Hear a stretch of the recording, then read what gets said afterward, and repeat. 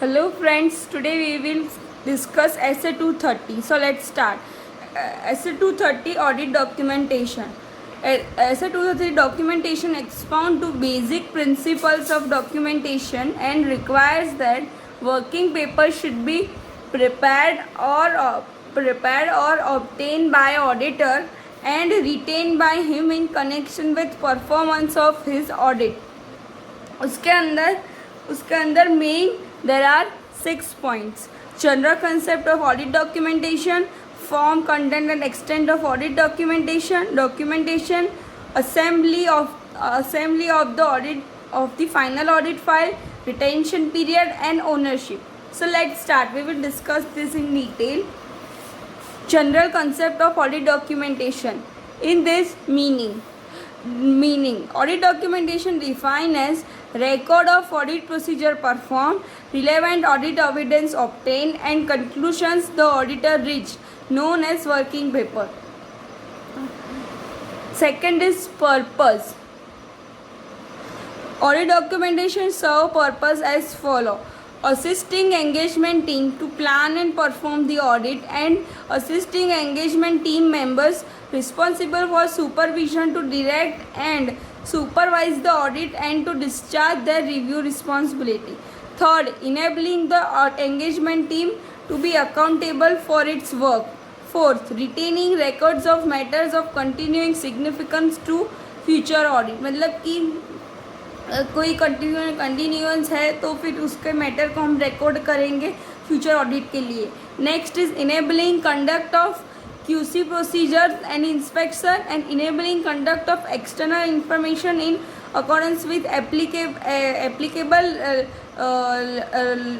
legal and regulatory or other requirement. Third is nature. ये purpose है, उसका अलग से डेफिनेशन आ सकता है कि what are the purpose of audit documentation. तो assisting enabling audit, assisting engagement team, enabling the engagement team, retain करेंगे रिकॉर्ड को, और ये इंस्पेक्शन और रिव्यू और एक्सटर्नल इंस्पेक्शन का matter. Third is nature. Auditor is required to prepare documentation that provides a sufficient and appropriate records of the basis for audit report and evidence that audit was planned and performed in accordance with essays and applicable and other regulatory requirement. Fourth, timely preparation of audit documentation. मतलब audit documentation prepare करेंगे on timely basis. It enhance the quality of the audit and facilitates effective review and evaluation of audit evidence obtained and conclusions reached. The next is form and content and extent of audit documentation. The auditor shall prepare audit documentation that is sufficient to enable an experienced auditor to understand result of the audit procedure performed and audit evidence obtained. मतलब कि auditor prepare करता है audit documentation जो कि sufficient हो auditor को understand करने के लिए कि रिजल्ट क्या है, ऑडिट प्रोसीजर परफॉर्म किया उसका या फिर किसी ऑडिट एविडेंस मिला उसका, significant matter arising during the audit and conclusions reached thereon and professional judgment made in reaching those conclusion. Next is nature, timing, extent of audit procedure. In determining nature, timing and extent of audit procedure perform, the auditor क्या क्या record करेगा. तो क्या identifying characteristics of the specific items और matter tested. मतलब कि जो characteristics identify किया है specific item के जो test किया है उसका. Who perform audit works and date of such work was completed. मतलब कि कब किसने परफॉर्म किया है और कब कंप्लीट हुआ है. Who review the audit work performed and date and extent of such review. मतलब किसने रिव्यू किया है और उसकी डेट एंड कब तक रिव्यू हो चुका है. Factors affecting form, content and extent of documentation. ये क्वेश्चन भी शॉर्ट नोट में आ सकता है, ये मैटर भी. First is size and complexity of the entity. Second is nature of audit procedures to be performed. Third, identified risk of material misstatement. Fourth, significance of the audit evidence obtained. Fifth, nature and extent of exceptions identified. Sixth is need to document conclusions or the basis for conclusion not readily determinable from the documentation of work performed or audit evidence obtained. Seventh, audit methodology and tools used. Eighth, audit documentation on timely basis. ये 8 point है जो हमें याद रखने पड़ेंगे, जो कि short note में पूछे जा सकते. Factors affecting form, content and extent of documentation. ये हमें ऐसे ग्रुप में करेंगे तो याद रहेगा, जैसे कि size and complexity of the entity, nature of the audit procedure obtain, ये दोनों फिर identify risk of material and significance of the audit evidence obtain and nature of the extent of exceptions identify. ये 3 का एक group and remaining 3. ऐसे करके हम point याद रख सकते हैं. Next point is documentation. Documentation of discussion, documentation of departure from relevant requirement, documentation of matter arising after the date of auditor's report. Documentation of discussion. Document discussion of significant matter with management, those charged with governance and others. मतलब कोई significant matters discuss किया है वो document करेंगे, including जो discuss including जो matter discuss किया है वो भी.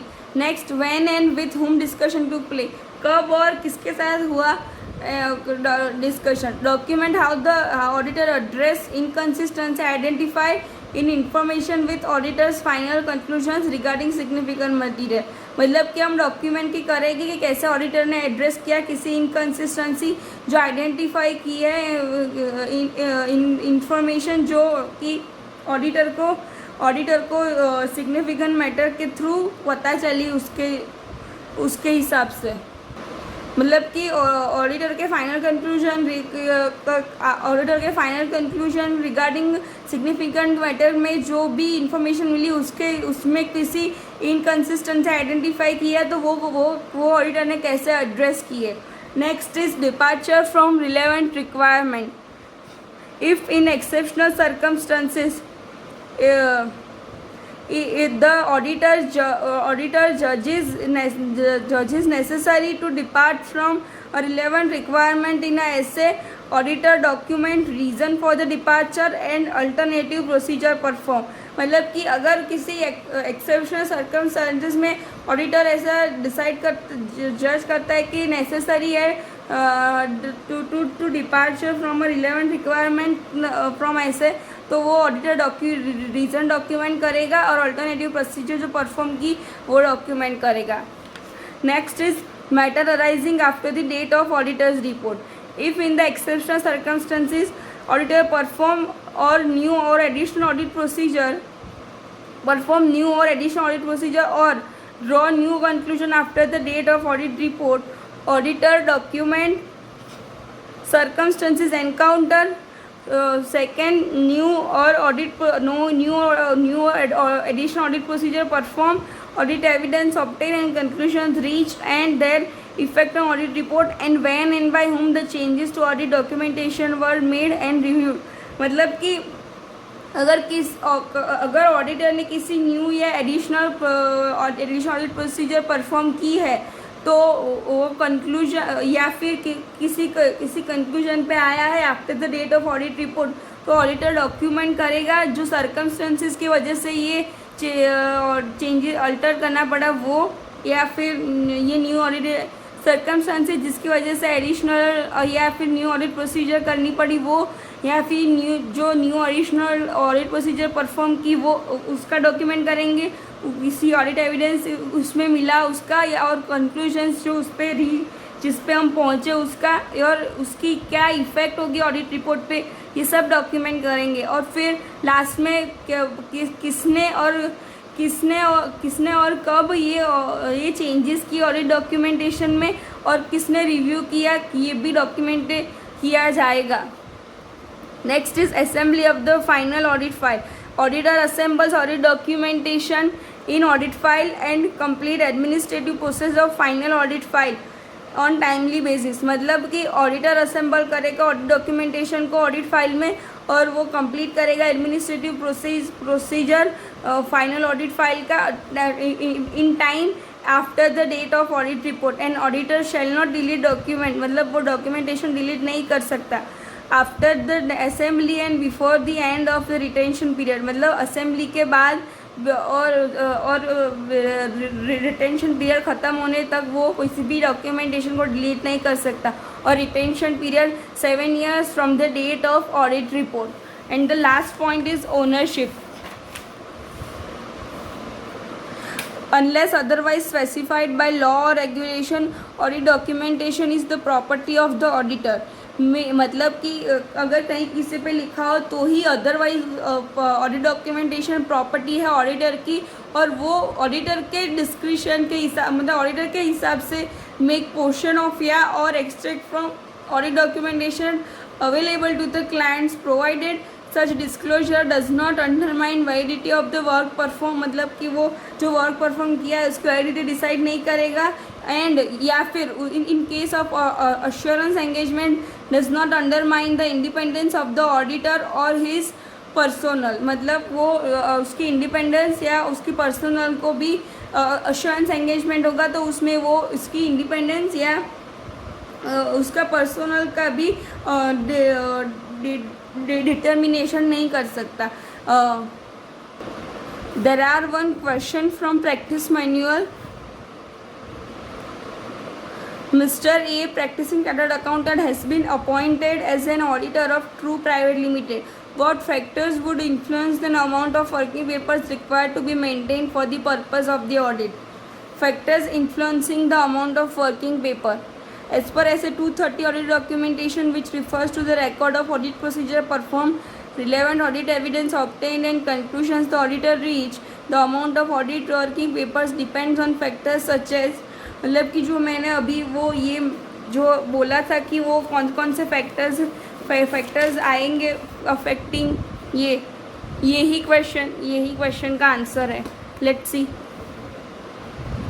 The size and complexity of the entity, nature of the audit procedure to be perform, then identify risk of material misstatement, significance of audit evidence obtained, nature and extent of exceptions identified, the need to document a conclusion or the basis for a conclusion not readily determinable from the documentation of the working performed or audit evidence obtained, audit methodology and tools used, and timely preparation of audit document. This is SA 230 with his question. Thanks for watching this video.